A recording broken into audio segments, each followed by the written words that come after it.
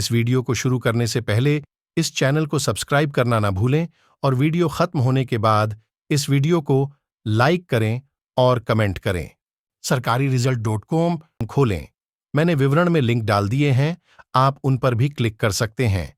फिर नीचे स्क्रॉल करें और एडमिट कार्ड सेक्शन के तहत EMRS TGT विकल्प ढूंढें और फिर दूसरी विंडो खोलने के लिए उस पर क्लिक करें। फिर से नीचे स्क्रॉल करें और चेक एग्जाम सिटी के सामने TGT विकल्प पर क्लिक करें।